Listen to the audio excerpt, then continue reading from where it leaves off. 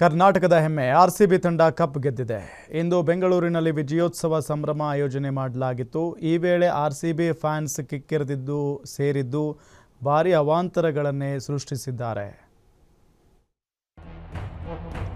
ಅಭಿಮಾನದ ಹೆಸರಲ್ಲಿ ಇದೆಂತ ಹುಚ್ಚಾಟ. ಜನಸಾಗರದಲ್ಲಿ RCB fans ಪರದಾಟ. ಮೊದಲ ಬಾರಿಗೆ ಐಪಿಎಲ್ ಕಪ್ ಗೆದ್ದಿರುವ ಆರ್ಸಿಬಿ ತಂಡಕ್ಕೆ ಬೆಂಗಳೂರಿನಲ್ಲಿ ಕರ್ನಾಟಕ ಸರ್ಕಾರದಿಂದ ಅಭಿನಂದನಾ ಸಮಾರಂಭ ಆಯೋಜನೆ ಮಾಡಲಾಗಿತ್ತು.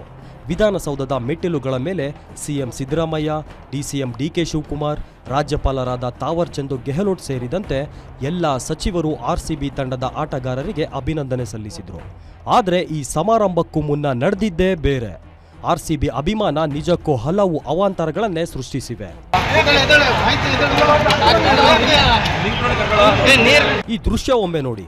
ಎಲ್ಲೆಲ್ಲೂ ಜನ, ಎಲ್ಲೆಲ್ಲೂ ಜೈಕಾರ, ಎಲ್ಲೆಲ್ಲೂ ಆರ್ಸಿಬಿ ಕಹಳೆ. ಆರ್ಸಿಬಿ ಆಟಗಾರರನ್ನ ಕಣ್ತುಂಬಿಕೊಳ್ಳಲು ವಿಧಾನಸೌಧದ ಹೊರಗೆ ಭಾರಿ ಸಂಖ್ಯೆಯಲ್ಲಿ ಫ್ಯಾನ್ಸ್ ಜಮಾಯಿಸಿದ್ರು. ಇದರ ನಡುವೆ ಕೆಲವು ಅಭಿಮಾನಿಗಳು ವಿಧಾನಸೌಧದ ಗೇಟ್ ಹತ್ತಿ ಆರ್ಸಿಬಿ ಎಂದು ಕೂಗುತ್ತಾ ಸ್ಟೆಂಟ್ ಮಾಡಿದ್ದಾರೆ. ಕೆಲವರು ಮರವನ್ನೇರಿ ಮಂಗನಾಟನೂ ಆಡಿದ್ದಾರೆ.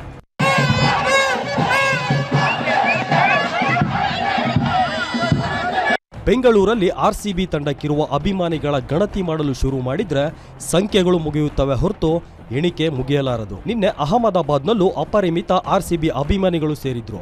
ಆದರೆ ಇಂದು ಮಾತ್ರ ನಿಜಕ್ಕೂ ಸಾಗರದಂತೆ ಸೇರಿದ್ರು. ಇವರ ಅತಿ ಅಭಿಮಾನವೇ ಇಂದಿನ ಎಲ್ಲಾ ದುರಂತಕ್ಕೆ ಮೂಲ ಎಂದರೂ ತಪ್ಪಾಗಲಾರದು. ಅಭಿಮಾನ ಮನಸ್ಸಲ್ಲಿದ್ರೆ ಇಂತಹ ಘಟನೆಗಳು ಮತ್ತೆ ಮರುಕಳಿಸಲು ಸಾಧ್ಯವಿಲ್ಲ. Vishwanath Hosakere, news desk, guarantee news.